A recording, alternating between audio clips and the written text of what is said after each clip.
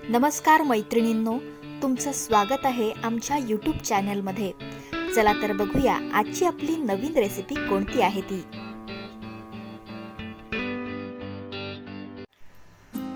आज आपण बनवतोय स्पेशल उपमा. बघा त्याला काय काय लागतं.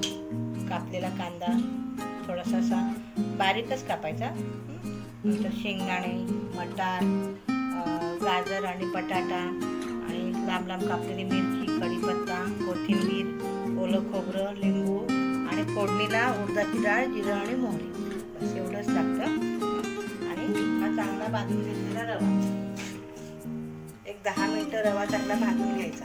रवा अगदी असा झाला पाहिजे, छान सुंदर भाजून झालेला आहे. रवा व्यवस्थित भाजून घ्यायचा, कोरडाच भाजायचा. आणि आता मी इकडे तेल तापत ठेवलेलं आहे, त्याच्यामध्ये पहिल्यांदा टाकते शेंगदाणे. शेंगदाणे लाल झाले तर त्याच्यामध्ये टाकायचे प्रथम हे जिरं, मोहरी आणि उडदाची डाळ आणि हा हिंग.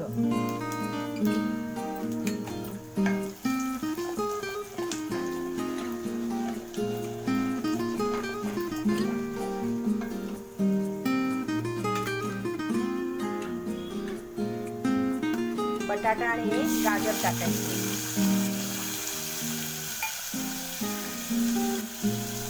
मटारचे दाणे टाकायचे. छान परतून घ्यायचे.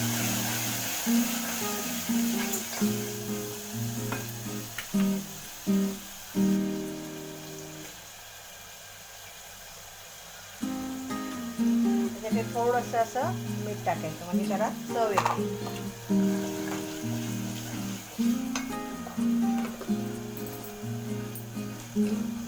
टाकायचं आता कढीपत्ता आणि मिरची.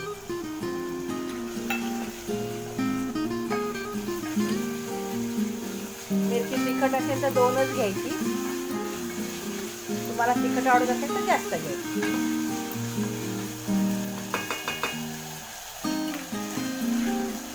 एका साईडला हा रवा भाजत ठेवायचा. रव्याची कढई गरमच पाहिजे, नाहीतर मग थंड रव्यामध्ये जर का आपण फोडणीचं हे टाकलं तर त्याला गुठळ्या धरतात. आता आपल्याला टाकायचा आहे हा कांदा.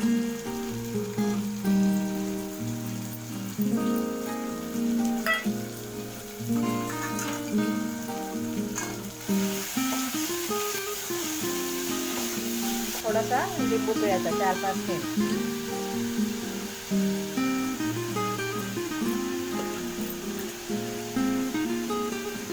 मीठ टाकायचं.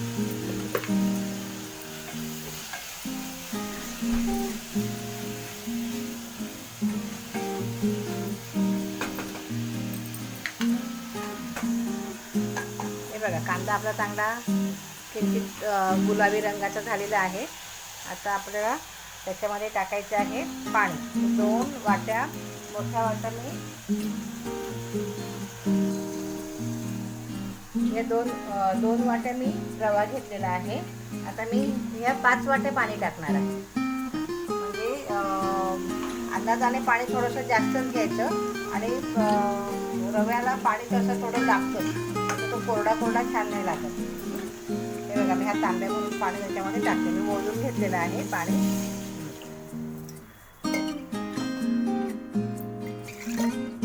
थोडं अजून पाणी टाकायचं.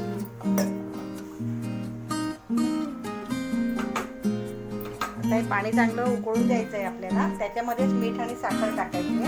अंदाजाने तुम्हाला गोड पाहिजे असेल तर गोड घ्या. आपण आता कांद्यावरती आणि बटाट्यावरती मीठ टाकलेलं आहे, त्याच्यामुळे हे मीठ थोडंसं प्रमाणात टाका. हे चांगले 2 चमचे साखर टाकते, थोडीशी जास्त. व्यवस्थित हलवून घ्यायचं, पाणी उकळून द्यायचं चांगलं खळखळ.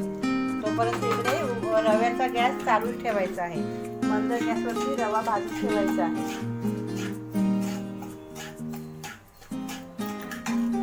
ही कढई थंड झाली तर त्या रव्यामध्ये गुठळ्या होतील. आता आपण पाण्यामध्ये लिंबू पिळून घेऊया.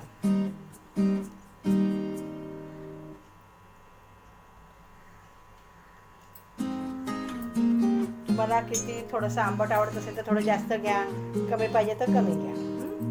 पाऊण लिंबू घेतलाय, एकदम मोठा आहे ना, एक जास्त होईल. बघा पाणी आपलं छान उकळलंय. ते जरा 1 मिनिट उकळून द्यायचं, म्हणजे त्याच्यातल्या वस्तू जरा व्यवस्थित होतात. सगळं पाण्यात टाकायचं आणि रवा कधीही पाण्यात नाही टाकायचा, पाणी रव्यात टाकायचं. हा रवा जर तुम्ही पाण्यात टाकला तर त्याचा असा घट्ट गोळा होतो, असं गुठळ्या होतात, नीट शिजत नाही. आता हे उकळलेलं पाणी या गरम कढईमध्ये टाकायचं. गॅस कमी ठेवायचा म्हणजे अंगावर उडणार नाही. तर आता मी दाखवते हा तुम्हाला.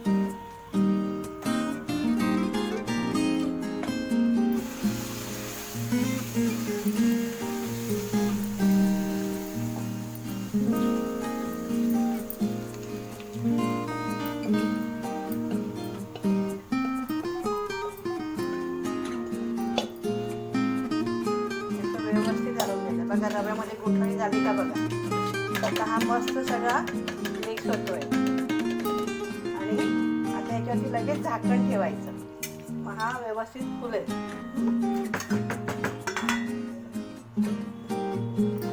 आता झाकण काढल्यावरती तो असा व्यवस्थित हलवून घ्यायचा, म्हणजे काय एखादी राहिलेलीच असेल गुठळी तर ती सुद्धा मोडून जाते. हे बघा असा छान व्यवस्थित हलवायचा.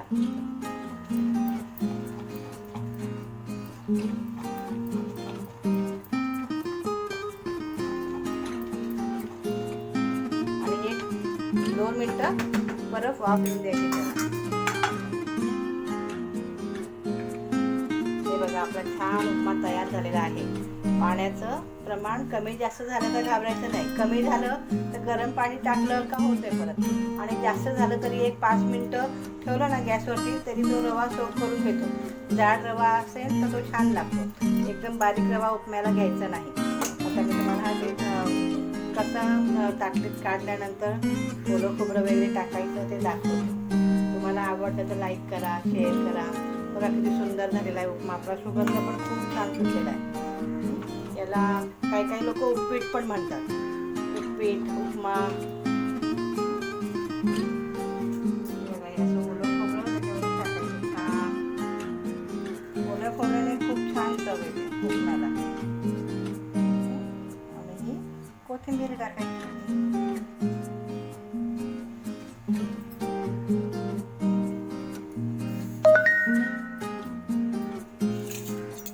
झाला आपला उपमा तयार. या नाश्त्याला. तुम्हाला आमच्या चॅनलमधील रेसिपी आवडली असेल तर नक्की लाईक करा, शेअर करा आणि हो आठवणीत सबस्क्राईब करा.